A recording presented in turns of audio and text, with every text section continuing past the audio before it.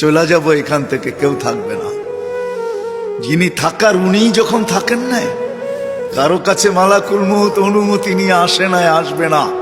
শুধু একজন মুহাম্মদুর রাসূলুল্লাহ সাল্লাল্লাহু আলাইহি ওয়াসাল্লামের কাছে মালাকুল মউত যখন আসছেন, তো আল্লাহ বলছে বন্ধুর কাছে অনুমতি নিয়ে ঢুকবে। অনুমতি দিলে ঢুকবে, নাইলে ফিরে আসবে।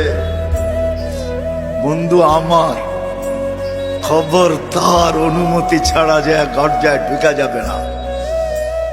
আমাদের কারো কাছে অনুমতি নিয়ে আসবে না, ওনার কাছে অনুমতি নিয়ে গেছেন। তারপরও বলছে শোনো, ঢুকার অনুমতি দিলেই কিন্তু হাত রাইখা দিবা না, আবার অনুমতি নিবা, রাখবা কি রাখবা না। বন্ধু যদি হ্যাঁ বলে তো রাইখো, যদি না বলে তো চলে এসো। না বন্ধু আমার। কার বন্ধু? কার বন্ধু? হাবিবুল্লাহ